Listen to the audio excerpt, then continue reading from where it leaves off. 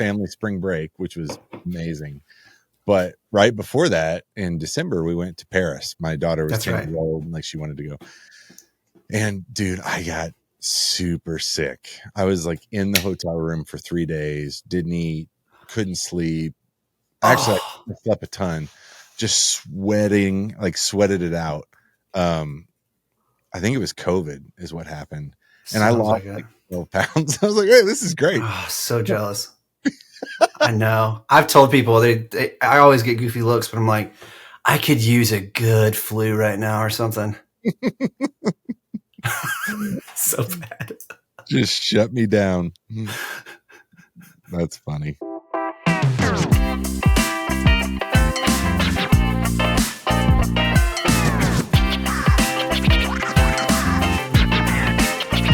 Welcome to the Digital Ministry Podcast. I'm your host, Nick Runyon. And as always, the Digital Ministry Podcast is brought to you by Media Impact International, who is helping digital media ministries around the world build stronger connections and begin gospel conversations. And somebody that has been involved with MII for a long time is with me today, Daniel Hall. Thanks for joining me, Daniel. Yeah, it's my pleasure. So we've known each other for a long time, but you are now the Director of Digital Program Development for One Hope. And that's right. A lot of words. Yeah, that's a big fancy title. What's that mean? Yeah, I was telling somebody yesterday that I think I've landed on this description. My team and I lead a team, and our team thinks of creative ways to use the internet to get God's word in front of kids and youth all over the globe in their context. Ooh, I think it's a pretty decent summary. And it finally clicked, I think, yesterday. So good timing on the question there. That's good. I love One Hope. It's a great organization and goes back a long time. I think they began, so check me on this. My understanding is that they began as building kind of Bible study, Sunday school type of materials for kids and distributing paper. That's right. A legacy publishing ministry. That's right. Yeah. It's I think we're in year 38, 39. So it's almost as old as I am. I was a wee tot. But yeah. And it's been, I guess, through the late 80s, early 90s, somewhere in there. One Hope historians would come after me, but dabbled in some video. So yeah, let me back up. The published piece, that print piece, was called The Book of Hope. For a long time, One Hope was called Book of Hope. But then went into video and doing a video ministry, creating a couple different films, and then going into, all kinds of, the bush, I guess would be a way to say it, just everywhere, and showing this thing on sheets spread across a wire between trees, and showing these films. And then eventually come, I guess it's been close to 2004. I guess it's been about 10 years, 10, 11 years. One Hope finally was what if we took this legacy and tried to take a stab at this internet thing? And so I'm a part of that initiative eventually. But yeah, man, it's been really cool to learn about One Hope. I've been around for almost 3 years, approaching 3 years this year. And to just be a part of Bible App for Kids, a partnership with YouVersion, and then another product called Kids Bible Experience that's actually in the feed. Not a lot of people, maybe if you're not a parent, don't know that it's actually in your Bible, the YouVersion Bible, all of our Bibles. It's in the feed. It's usually at the bottom. I've moved mine up. You can actually adjust those. I don't know if you know that, but you can set the rank of your feed. And it's in there, man. And just to be a part of all of that, and then to be thinking what the future has for digital at One Hope is so cool. So cool. Such a legacy. So what's your role in some of those digital tools? Are you on the promotion side, the development side? What do you do? Yeah. So as you said in my title, program development, I've been wrapping my head around it, honestly. I feel like I'm just now starting to feel out some of my unique pieces there. But it's funny. I just mentioned those products. I actually don't work on those products much at all. They were already going. It's such a good clip. When I arrived, But I will tell you, we are, I think this is public. If not, this is breaking maybe. So here you go. Was in Oklahoma a few weeks ago with the YouVersion team at Life Church. And we have kicked off rebuilding Bible App for Kids, which just celebrated its 10th year in existence, which is really incredible that it is an app that's 10 years old that's still adding value and being used by over 1 million users. It's such again, talk about legacy. But we're in the first stages of rebuilding that and thinking what the next 10 years look like for that product. So if you're a listener, especially if you have kids and you don't already have it downloaded, go check it out. It's a fantastic product as it is. And I'm excited about what we're talking about for the future. It's really cool to be thinking about, like, what does the internet look like later this year? Much less 3 years from now, much less 7 or 10 years. We're trying to build towards it being flexible for that. But what does it look like for Daniel? Yeah, so that program piece, we do a lot of what ends up looking like building out brands that live on websites, that create ecosystems, that I think a lot like a digital marketer, even though I'm not in our digital marketing group, which is kind of funny. Sure. Our digital marketing group focuses a lot on the paid campaigns, paid advertisements, that PPC model. Thankfully, it's not my gift set to think around that campaign building, but I think a lot of the other meat of marketing, like the strategy, the philosophy, UX, like we think a lot about the seeker, the UX. That's our focus. Stole a line from Tron Legacy, if any of you Tron nerds are out there, but our team, it's on our minds all the time. We fight for the user. And that really motivates us to think about, again, it's nerdy, but fight for the user. I wish more people would have that mindset, because I mean, you and I probably share this experience, as I hope others listening do, but you get into some of this stuff and you're like, oh, this is terrible. Like I know that this tool, whatever app I'm using, or a lot of it's like around sales, like online purchasing and stuff. I'm like, oh gosh, this is a slog. Like, I know you have all my information in there somewhere. How come you don't feed it up to me? Like, yes. I wish more people would think about the user experience.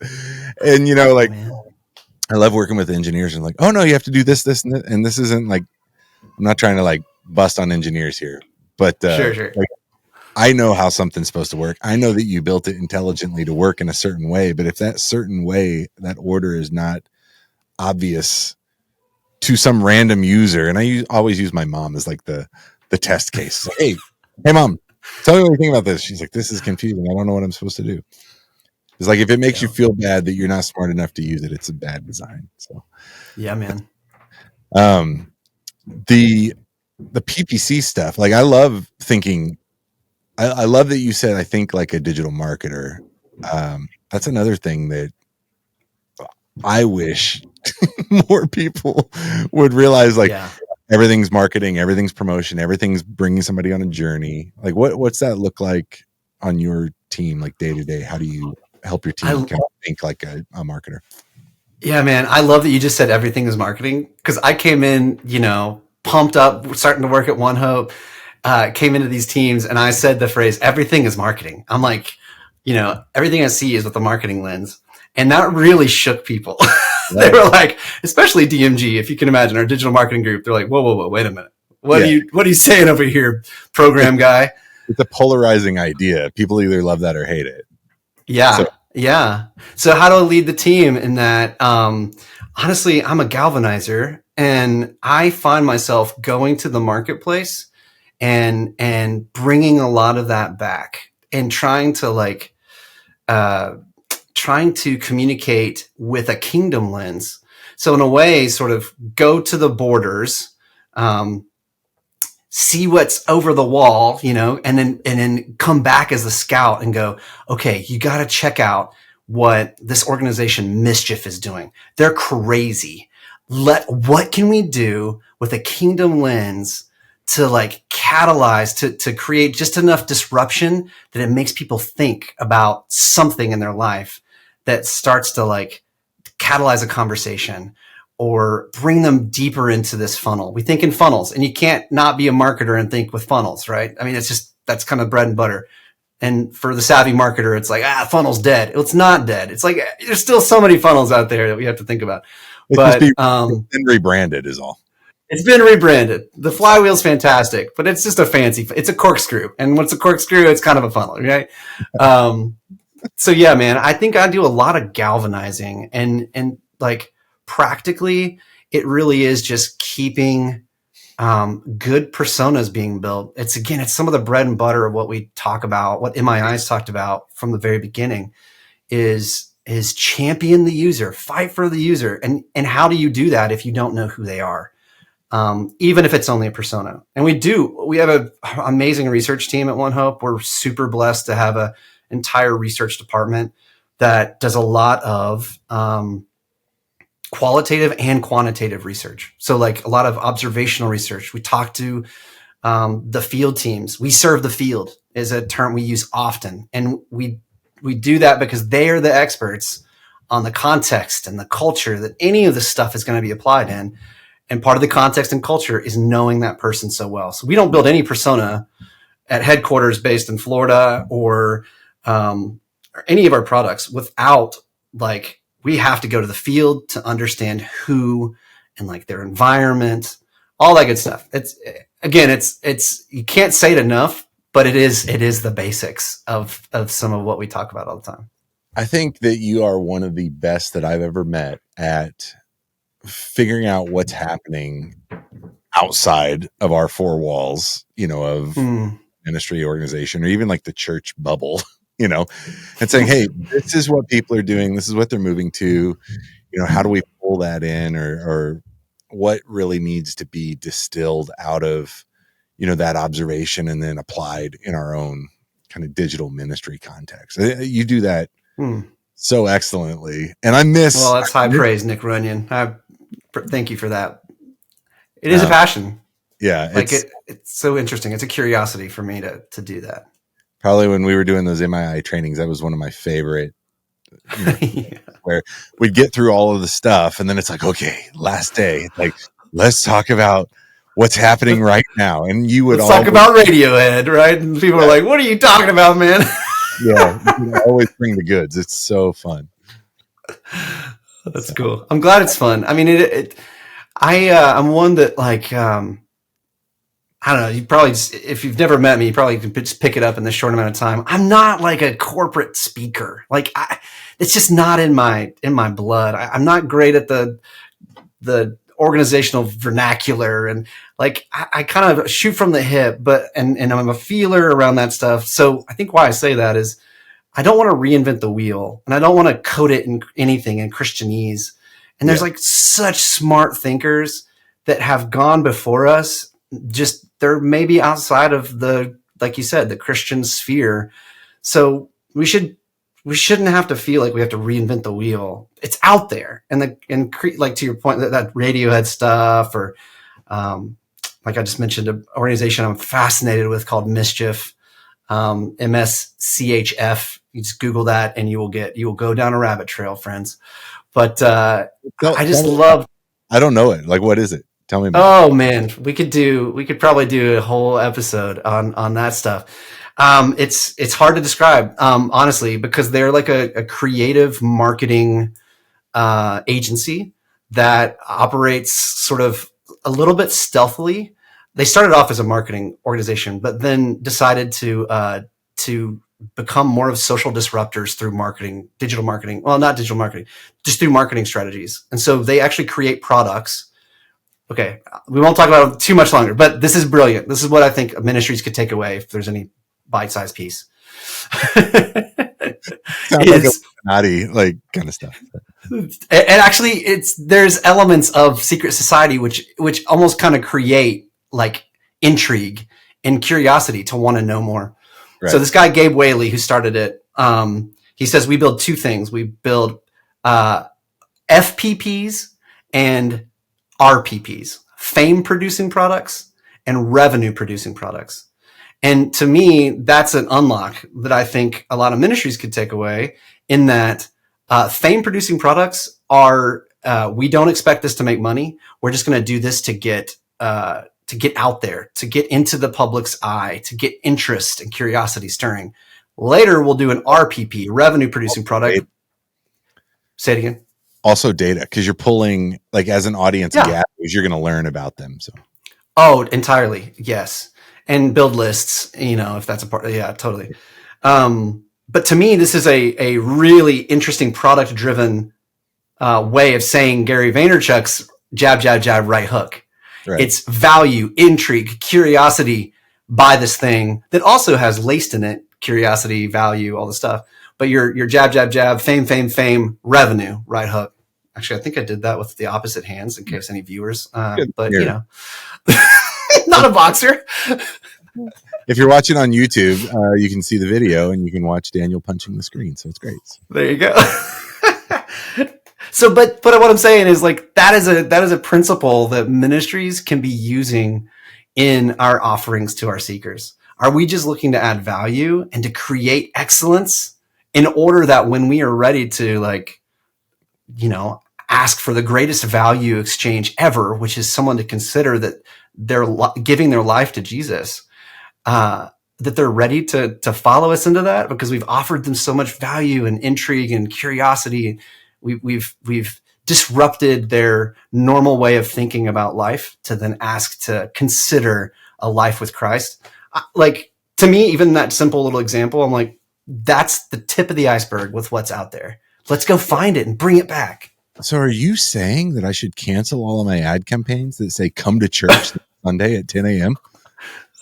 I am not saying that, but if that's how the Spirit would move in your heart. Oh, man. Yeah. Good stuff. I'll dig into that for sure. Oh man, there's so many places I want to go with this conversation today. Let's set a little bit more context. So sure. Prior to One Hope, when I first met you, you were working with a group called Echo that builds a follow-up tool. Would you call it a CRM? I mean, everybody calls it a CRM. I think that's a mislabeled, but it is. Yeah. And that was actually a challenge when on the team, there's CRM pieces built into it. Sure. But really it was meant to be more of stewarding the conversation really well, even more so than managing the records per se. Yeah. Pretty robust data, dashboard and all that good stuff. You got to get that out. But really it was built to really steward that conversation piece. Yeah. So lots of teams are using this or are using it. So as they do their outreach, it's a gathering place for those conversations, kind of like a one-on-one conversation. And it's really further down the funnel, so value, intrigue. And then when somebody says, hey, I want to know more, and they start to go from being anonymous to being known, they come into that type of platform where they can carry on a conversation, commonly called, follow-up generically, in the biz with all in the biz. So it's really kind of that's like right. Your follow-up location. And you were, Andre's incredible visionary and a builder, got lots of skills and tools at his disposal. He's the founder of Echo, for those that don't know. But I really looked at you as kind of like took that and ran forward with it, like kind of the chief architect. Like you were into the weeds with, building the team, building the tool, all that stuff. So. Well, definitely interacted with customers a lot, and definitely was a part of making sure. It's a small team. There's a startup mentality for sure. Mentality. It's a startup. It's a tiny team. Like I think when I was there, 5 people or so. Right. But I, not wearing the CEO hat and never deployed a line of code. I found myself often in that product owner space. So to the point that I just made earlier, trying to get to know our user well enough to be able to fight for the user. I think I'm finding a theme in my life, right? Yeah. But yeah, so to really, again, steward that relationship, which was incredible. The experience and being able to work with and alongside some of the most incredible ministries on earth. Many that you've already had on your podcast, like a lot of those are friends through working alongside in the mission together those ways. So yeah, really cool season. And it was really fun is that I still get to interact with that team because they are a pivotal piece of our bottom of the funnel currently still with One Hope.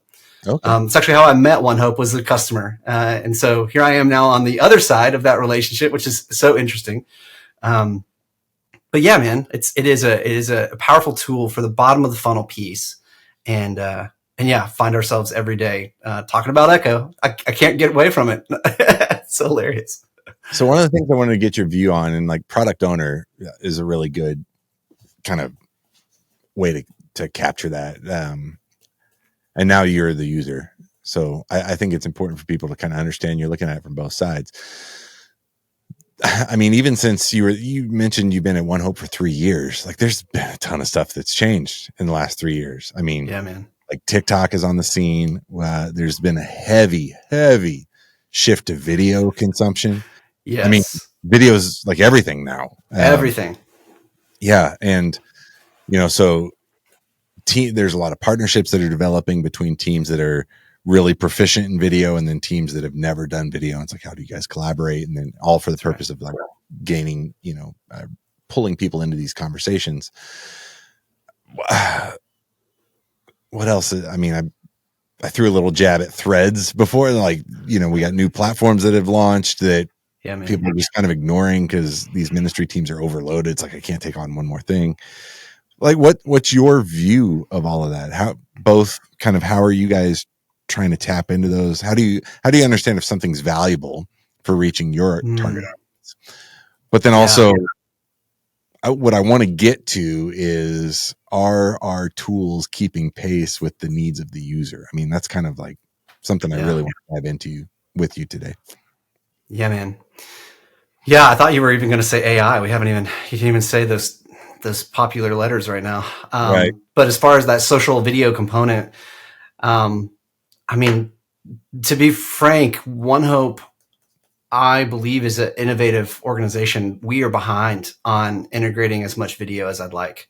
So what's great is we do have a culture that in serving the field and works with and supports the field to experiment and to test. And so like I've been relaying to all of our geographic areas this week. We've had our quarter 2 call with a lot of our GAs and have an incredible partner on the ground in the Asia Pacific area that has been experimenting with different modes. Well, not different modes, but just been experimenting with both Instagram Reels and with TikTok, and is like just throwing a ton of variables into it to see what works. And I mean, I think broadly, I'd say that's the first, call it advice, call it just what we're doing, is saying we just got to test stuff. So like, let's get in it, let's get messy and just test things. So this particular team I'm talking about, it's really cool. They're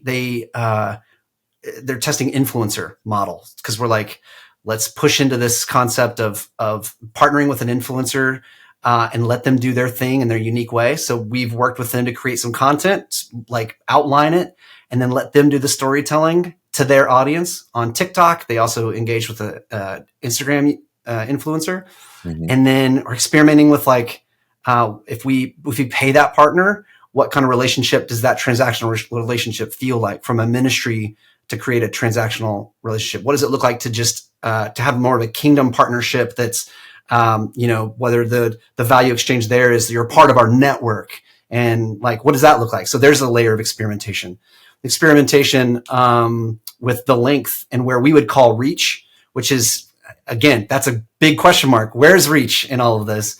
With video, it's still a moving target for us. And so like that team, that test, they made a 2-minute, 15-second video, and through the storytelling and then like video explainer that this influencer offered the audience, at about 1 minute, 10 seconds or so, there was a direct scripture reference. And so we were like, you know what? It may not be perfect. We'll call it reach right there, just for the sake of the test. And so now we're going to gather the data on that and see if it's something we feel is viable. That's actually what we sort of call quality reach. Is that the reach to the quality that we are all high-fiving and saying that's the reach we're really proud of there. Yeah.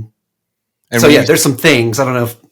And when you say reach, you mean like the message has been delivered.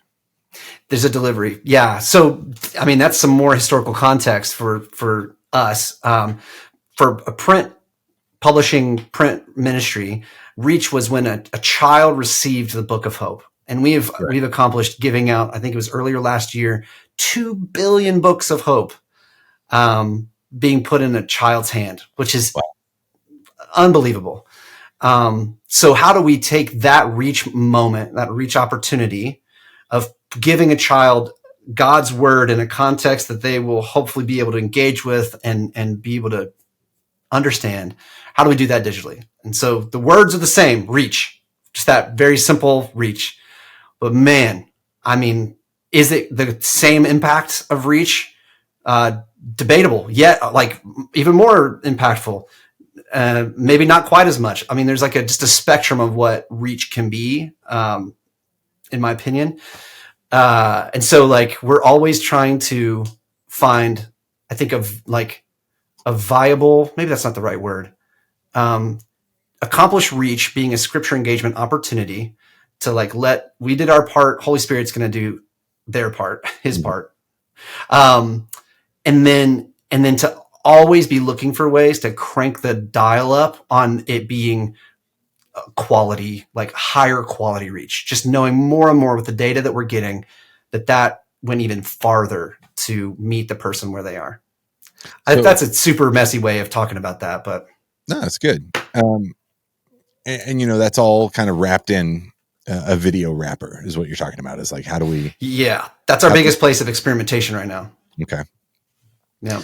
So tell me about how you're thinking today about moving people from being a video viewer to being, you know, engaged in some kind of follow-up conversation. Like, what's that look like?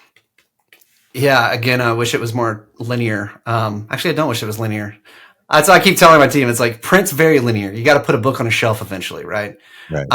But digital is cyclical. Like you start something, it lives, it atrophies. You have to maintain it. It's cyclical. You're always going to come back until you say, you know what, we're done, and then it will die. So I think video is very similar in that like you only get someone's attention for so long unless you are coming back to it, refreshing it. And honestly, the cycle, we are still experimenting even with YouTube of like, can you spin up a channel? Can you put content on the channel? And can you count a view as reach? I don't think anyone's comfortable from where we sit to call a view or just reach. There's too many variables, too many bots, all the nonsense out there. Right. Is a comment reach? I think I could easily disqualify a comment as reach. So yeah, we're playing with that. Honestly, I kind of the framework of the jab, jab, jab, right hook. Is there a way to just give value through video, and then eventually have a more straight on, like, now here we will measure reach, but we've done a ton of work previously to get people here. So it looks like brand building. It looks like consistency in posting. It looks like a level of excellence. Arguably, people are looking for a spectrum of excellence and video production stuff. But I think it's to me, it's a part of the brand. Like, what is your brand's setting, level set, whatever I'm trying to say, the level of excellence the brand conveys? Is that consistent in order to, when we get to that ask, we get to that part where we're like, this is good quality scripture engagement, that engagement feels legitimate. We're excited and proud to say this is a win for the kingdom. And, yeah, man. So again, we're in a heavy experimentation phase with video. I wish I was farther along and able to tell you, like, Nick, I got the secrets. Let's title this The Secret to Ministry Video. But not quite there yet. Check in with me, like, I don't know. Give me some time. I'll let you know. There's a couple of thoughts that come to mind is, like, you talked about building a YouTube channel. Like, some of the content that you'll put on that channel is really deep. And it should be there, but it's there for people to find and explore, or maybe even to cross-link to later on during that journey. You know, it's not going to be You're not going to lead with like a 1 hour, docu-series. Yeah, that's right. You're going to do the 2 minute and 10-second, kind of short form stuff to get people engaged. And thankfully, there's some incredible tools that can scale that, right? You can go and make that 2 hour doc. And then with I've been blown away by Opus Pro, the AI tool that all the clipping and stuff.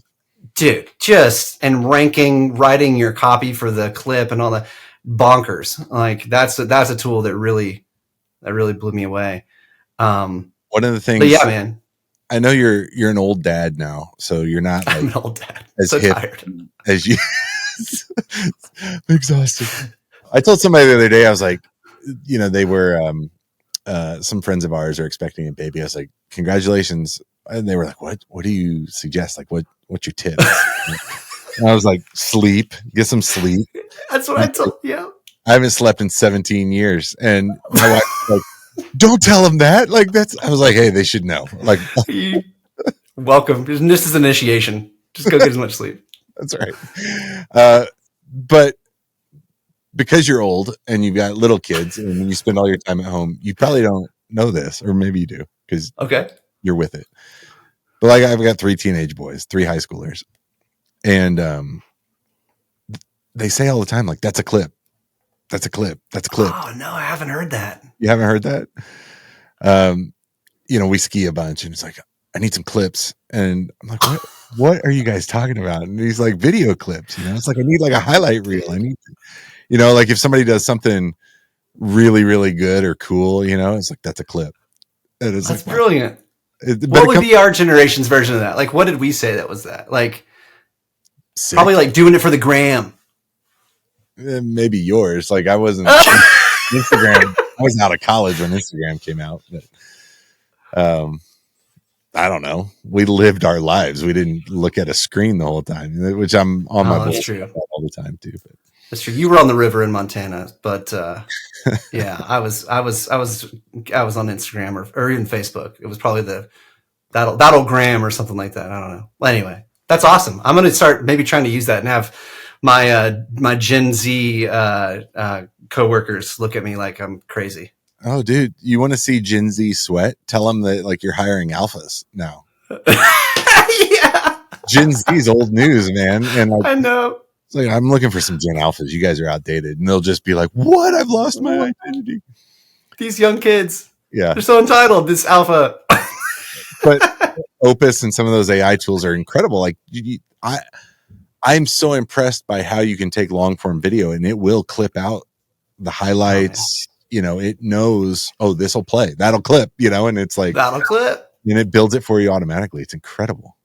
Yeah. And like to me, I mean, I know I kind of forced us to jump into AI a little bit, but the scalability of ministry is, I think we're, again, another tip of the iceberg. I just, with tools like that, I'm so pumped for the scale. Even like some basic translation stuff we've been playing with, just using even OpenAI's GPT for with just doing some small, just experimental translation stuff.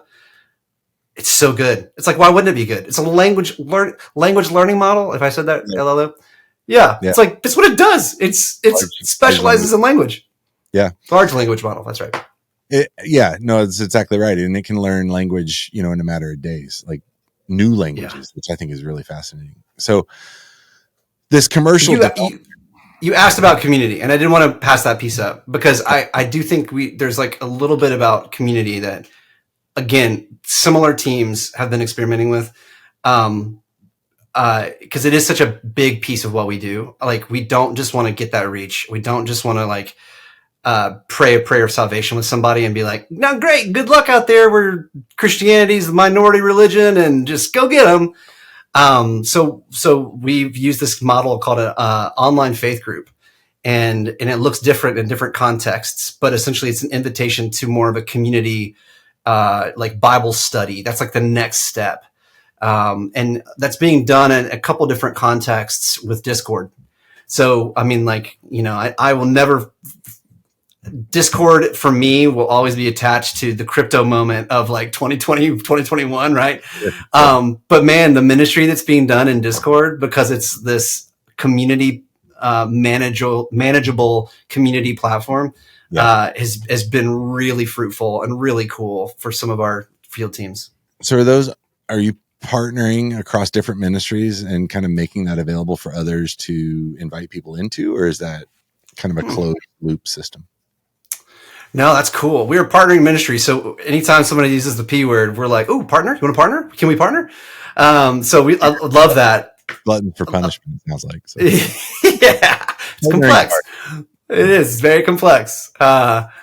But yeah, man, I don't think so. Not right now, at least at that level. It's done mostly kind of a next step piece for the online missionary community that grows in our field teams. Okay. So they're always recruiting for online missionaries, and I think it's the same group. And then we get reports back, and this is a beautiful piece when we're able to get together and celebrate our work. Is we get to see like the pictures of, the plastic chairs on a concrete floor in a small church in that area where it went from online conversation to a Discord online faith group. And then I'm going to get emotional, Nick, to seeing the people in the chairs, open Bibles, studying the word together. That's it. Online to offline, we've been. Yeah, man. And it's beautiful. It's beautiful when you get to see it all the way. That's awesome. Cool. Yeah, a lot of got me crying, dude. I knew it was an opportunity. There was a chance. I'm an easy kill, but it's close to the surface. It's good. Yeah, man. That is it a long walk or a short walk? I mean, like how long do you find that people are existing like online only, consuming media before they start to take those steps? And then what, give me timeline front to back. Yeah. Another metric I would love to have close at hand. I think the online faith groups are still a little bit new. I wouldn't say they're piloting. I wouldn't say it's a pilot, but I would say that there's still a lot to learn. And so I don't know that I could give you that, but yeah, it varies, right? Because every human's situation is different. Their level of trust is different. The culture is different. So I almost hesitate to give you any kind of number, but yeah, it varies. We like today earlier this morning, got a report from an area where it was like within 24 hour span, someone was going from, I don't know how I got here. I was clicking around, asking questions about, I think I can share that. Yeah. They were Googling, somebody mentioned to them in this geographic area, about narcissistic tendencies. And they were like, am I a narcissist? And somehow ended up on one of our pages talking about, I think, fear or something. And they're having a conversation about Jesus now. And I don't think there's necessarily life change, but the conversation has started based on just a Google search. That's a Google ad network play. And then somebody else, the same team, was reporting that there's another person who's been coming back for months now. I want to say their initial journey felt like it was maybe a few months, but they were attending a church and they still come back and are engaging with the online missionaries as just like further spiritual support. And like, you could almost probably call it like digital discipleship. Yeah, right. And so they're still walking with this seeker who, I don't know, he's still probably seeking to some extent, but like, when does a seeker become like a disciple, like a digital rebirth through a spiritual rebirth? I don't know. That got weird, but so with the speed with which these tools are developing, rolling out, and somebody like yourself who's always saying, hey, this is what's coming next. This is what's coming next. Talk to me about moving people into like one-on-one communication channels. Like, are the tools that we have good enough, or, I'm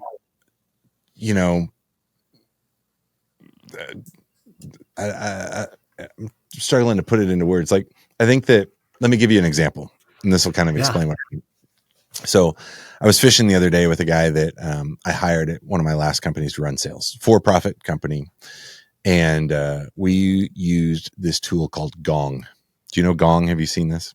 No. So like enterprise level, You can install it into your, like we had it in Salesforce. You can put it in your CRM. Gong's incredible. Like, and it cost me like $100,000 a year or more when we were using it, but it's installed into Zoom and in your CRM. It tracks all the calls, and I could go through as the CEO and I could look at our whole sales team and I could say, okay, sales rep 1, 2, and 3 are, following our script. They're moving people through the process. But this other group of our salespeople, like they're really falling off. They're like, Gong would automatically tag the conversation, what they're talking about. Was a competitor mentioned? Was it, yeah, wow. Did we offer price? All this stuff. Again, it's a commercial tool, sales content. Yeah. But he was telling me that since I've left that company, some of the advancements that Gong has made, like it will in real time serve up to your sales rep, hey, this is where this person's going. I heard this question asked that you didn't come back to. Like, you really need to make sure you circle back around and address this objection. Like, that is incredible that can be happening in real time while you're having a conversation with a live person. And so my thought becomes, like, are the older tools of, hey, fill out this form and somebody will contact you. Like, is that good enough, or is the user experience and expectation set by, our commercial experience, leveling up to the point to where, like, we need to match pace with that as ministries? Great. Oh, wow. Yeah.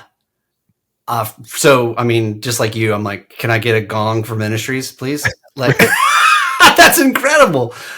Or can you use the commercial tool in a different context? Like, do we have to rebuild it, or can we use that? 100%. Yeah, you caught me in my own pet peeve. Yes, 100%. Can we just go plug Gong into our ministry workflows? Exactly. Yeah. Again, I think part of the answer is context. Because I hear all the time, can we just use WhatsApp? And it's like, I would love to say yes to that. It is not me that's withholding WhatsApp from you. It's WhatsApp themselves. And, or like, how do we do good ministry? Say it again. What do you mean? Yeah. So like WhatsApp's business API has come a long way. First of all, Meta figuring out how to monetize WhatsApp, period. Because WhatsApp, the beauty of WhatsApp is it went beyond SMS. It went straight to where you could talk for free to anyone with WhatsApp in the world. Bonkers. How that was free, how it's still free to the average user is incredible. For business, they decided to monetize that API. And so when they did that, there's trade-offs. So like, how do you scale WhatsApp one-to-one through the business API? You can do some amount of the same feature sets, but limited. You can't do audio calls. So many people want to just like, can I just call the person on WhatsApp?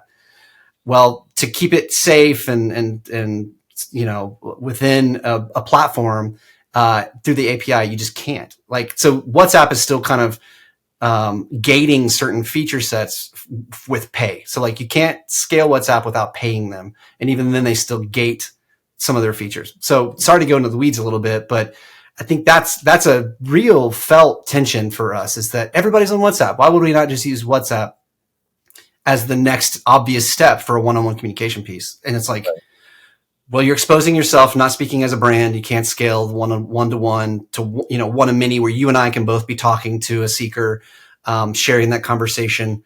So there's lots of hurdles with it still. And in the areas where it makes sense, WeChat is an obvious bottleneck. Like, you can't talk to certain people at all, breakthrough, without the hurdles to WeChat.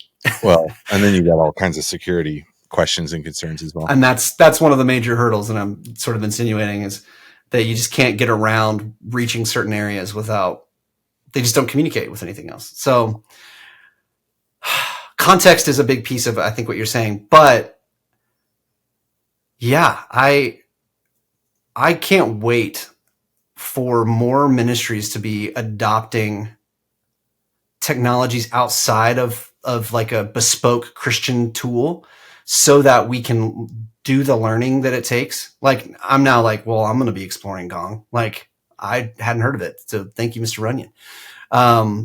But But yeah, man, this is why we need the conversations around adoption of, we need the kingdom minded entrepreneurs and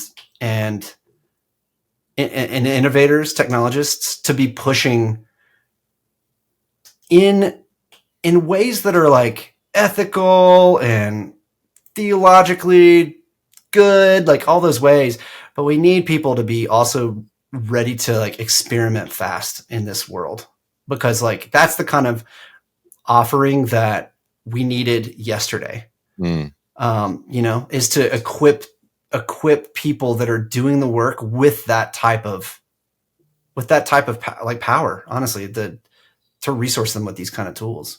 I think one of the greatest like losses from COVID is we had those conversations going like in the tech community, so we had, like, I was out at Facebook quarterly meeting with a team that was working on like faith communities. Faith Tech, who's doing a lot of work with MII, is still like fighting the good fight. They're like gathering people together around this conversation. But outside of that, like there used to be, maybe I'm just not involved in them anymore. I hope these still exist, but there used to be like communities of believers like at all of these companies that were having this conversation on a regular basis, and then really kind of moving things into action. And like I said, I think James and the guys at Faith Tech are still doing a great job to kind of facilitate that conversation. But I think what's missing is getting some of like the ministry builders involved in those circles. I think that even before COVID, people kind of held those in separate boxes. It's like, well, you can be like the ministry guy or you can be the tech guy, but maybe the ministry can hire the tech guy. And then now that you're inside, like it's a different environment. I'm making this motion with my hand, like, because it kind of slows down, it's like you don't have like the full resource of Google behind you, for example. Yeah. And like the constant stream of kind of information about what's being innovated, coming at you. Like we need that conversation to be happening. I agree. Yeah. And I think, you're kind of feeding yourself to some extent on that, but I don't know, maybe that's something we can get going again. Get that. I love that. Back in those guys. Agreed. I feel like there's a moment, we're even in a moment with One Hope where, if I can, maybe this is like almost too transparent, but like I want ministries to be more transparent. So maybe I can help lead the way here. Like we're in a moment at One Hope where we're trying to operationalize digital a little bit more. Okay. And I feel that tension between the engineer mind, which I think this ties back to what you're talking about. Mm-hmm. The engineer mind and the creative mind. How do we operationalize for the sake of good stewardship and efficiency? And I think I'm being redundant already. And the creative user experience, the feeling. It's like matching the brains, like the left and right brain, I think, like how do we do that?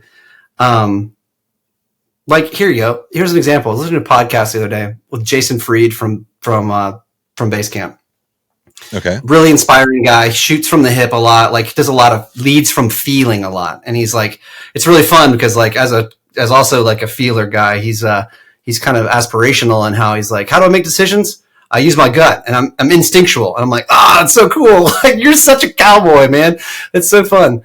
And, but like, I don't enjoy using any of his products. So like, what does that say? It's so weird.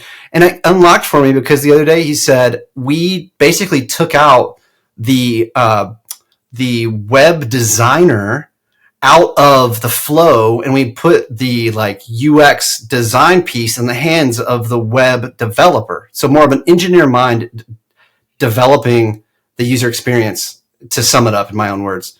Okay. And I think that there was a moment of like a eureka for me that was like, yeah, that's it. That's why I don't enjoy using your tools. All the pieces are there. It's like, but it doesn't feel good to use. And I think about ministry like that sometimes. All the pieces are there, but it's not a good experience to interact with our ministry offerings sometimes. And it's like, I don't know if you feel like that ties back to what you're saying, but I think there is a tension in ministry sometimes to over operationalize it for really good reasons, right? So like we want to be good stewards. We want things to be efficient and to be good, right, and pure. Like we want those things to be tidy. But there's also like a messy, creative, experiential feeling thing that has to exist. It's maybe it's even like the tension between, and this could get into like a weird way, but like almost the tension between seeker sensitive and like really orthodox, like orthodoxy. Okay. Like I almost think there's like and maybe all I'm pointing out is that there's we live in these managed tensions, or we live in these dichotomies. I think maybe that's what I'm really just poking at, and I feel a few of those. But yeah, I just said a lot of words. I don't know if any of that makes sense, but well, I think it kind of goes into this idea of, you mentioned a minute ago, like, let's build Gong for ministry.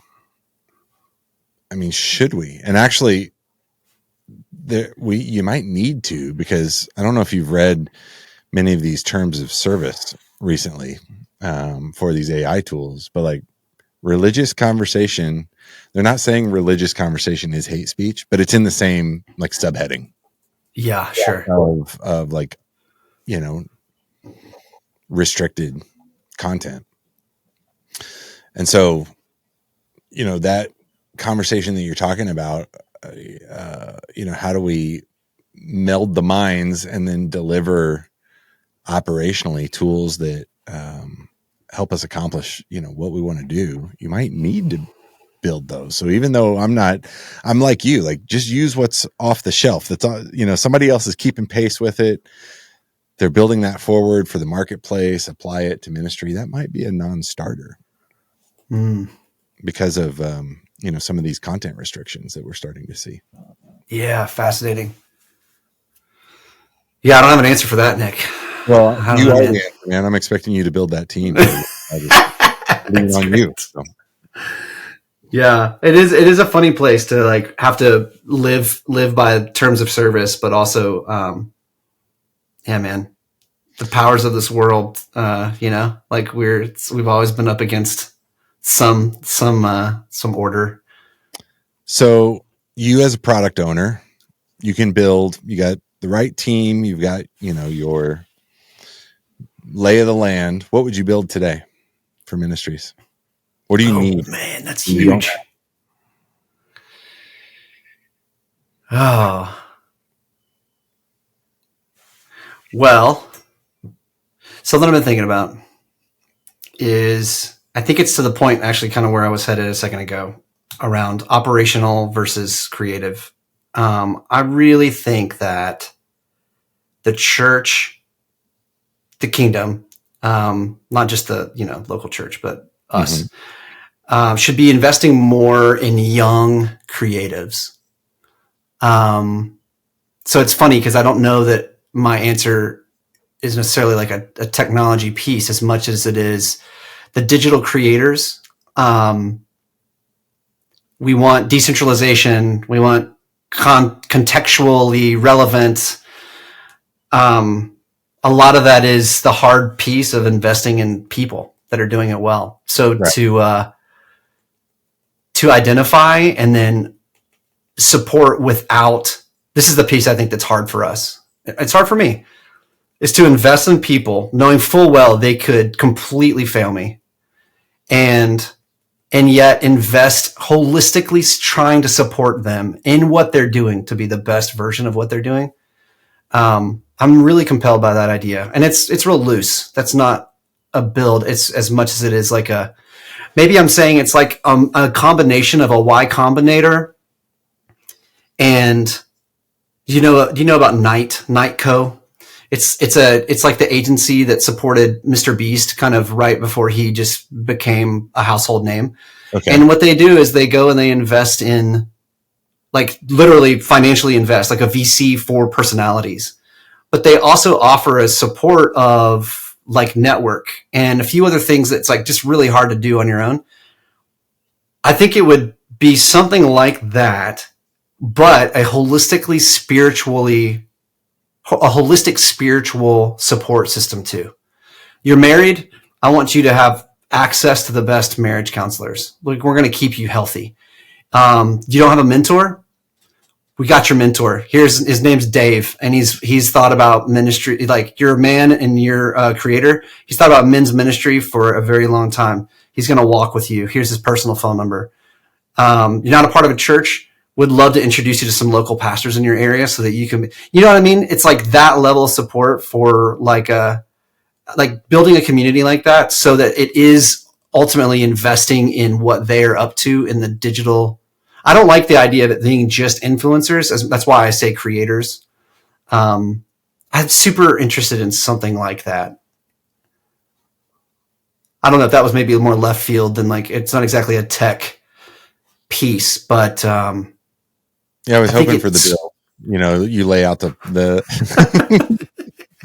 okay, here's what you do. Go to AWS. Here's what you sign up for. And then you go over to give me the developer requirements. Yeah. No, but that is an interesting, that's a better answer, actually, what you're providing, because it all comes back to like team and talent and, you know, skills and understanding what's possible. And then how do you put that together, you know, for the user? Knowing full well that like code won't go and have a mortal failure. Right? A person can. Code won't go and deconstruct. A person might. Mm-hmm. And so, I mean, knowing that that's the riskier investment, but also knowing that just how we are so built to want a king and to have people of influence speak into our lives and over us, and how community is where we live. Like, we are creatures of community. Like, knowing all those things, to me, it's almost like code can never reach as far as a human influencing another human. And so how do we keep those people who have influence, call it ordained, call it ordained, call it a natural gift, to find and disciple and keep them just holistically healthy in a way that they can be the tool for the kingdom, the best tool for the kingdom they could be. I think no code could do the amount. Imagine Mr. Beast right now. It was value, value, value. Let me tell you a little bit about the king of my life. Right. Imagine if there was an aspect to that. It's not beating you over the head. It's not obnoxious. It's not every video, but it's there. Like, imagine the impact. There are some guys that are doing that, you know, like. Oh, absolutely. Absolutely. I don't want to discount those guys that are doing good work in that area. No, I mean, like, sure. Right on the head of what you're talking about, like Dude Perfect, you know, they've got like a faith element that they've been more vocal with in recent years. And then who are those guys out of Australia? Have you seen these guys on YouTube with the giant tower and they drop stuff? They drop weight and smash things. I've seen versions of that. No, I don't know if I've seen them exactly. That's hilarious. But see, how cool would it be in this fake, since we're riffing, how cool would it be to like have those guys and they're the not spiritual, maybe like discipler, but they're like the mentor, just a few steps ahead. Or actually with Dude Perfect, they're killing it, right? They're doing live events, they're doing the whole 9 yards. Yeah. So like to be one of those speaking into the lives of young people, so cool. I just think that would be like epic. Yeah, well, just to put it all together, I mean, we've talked about some of these pieces, but you've talked about like influencer strategies and then the funnel and then bringing people into a conversation and, you know, discipleship groups in Discord. Like, yeah, I think there's some, you know, collaborative opportunities there to put a lot of those pieces together. Yeah, man, that'll clip. Nice. I'm trying it out. I don't know. Yeah, it's perfect. You get much time to play guitar with little kids in the house now? Man, I have them back there because they look so good, but I barely touch them. They just look so pretty, you know. A little dusty. I noticed. They are dusty. I pulled one off the shelf to show somebody the other day in a call, and it was like, oh, hold on. Like, it's just it's so dusty, man. No, I don't. I don't get a lot of time. But hey, it's having a 5-year-old and an almost 1-year-old is the coolest thing, man. It's the coolest. No, it's so good. It's you're bringing up the next generation of digital experts here. So there you go. Man, thanks for spending some time with me today. I think this has been a great conversation, and I just love your view of the world and how you are consistently trying to figure out, okay, what's going on, like who's out there, who's doing what, and then how do we kind of learn from this and bring the elements, of that into our ministry opportunities. So thanks for sharing with us today. Thanks for having me, man. Good. It was fun. Yeah. Sorry about the battery thing in the middle. No, are you kidding me? All good. I think I actually accidentally slipped out a burp that may have gotten recorded there. So I heard it gurgle. I was like, no, I won't catch it. And I heard it on your side. I was like, oh. Yeah, I've got the mute buttons over here. I got the whole board. So. Yeah, that's good. That's nice. I guess I could too, but I got the Yeti above me. I'm doing a blue Yeti up here. Just off camera right there. Okay. Yeah, so it's pretty hot. I don't have the controls you do. Have you ever used this Rodecaster Pro? It's got like all these. Let's see. What do we have? Can you hear that? Oh, yeah, man. Just intro music. Oh, welcome to the show. We've got Daniel Hall with us today. Why are you not using this, Nick? Come on, that's awesome. This music bed is actually pretty good. And then bring it down. Okay, so let's get started today. I got nothing for us. So cool. Oh, there it goes. It's back. It's still running. Hey, where'd you get your music bed that you use for this podcast? I don't even remember what it is. I just love that there's turntables in it, man. Oh. I'm like, this is so funny. I like it. Yeah, I do remember that now. I need to load that into here. So somehow. Yeah, seriously. They do all that. They all do all that in post. So, are you using Neil's team for that, or do you have your own? Like, who are you doing that with? Yeah, Nils' team is doing it. And they are amazing. So shout out to Geraldine and everybody. It's awesome. That's cool, man.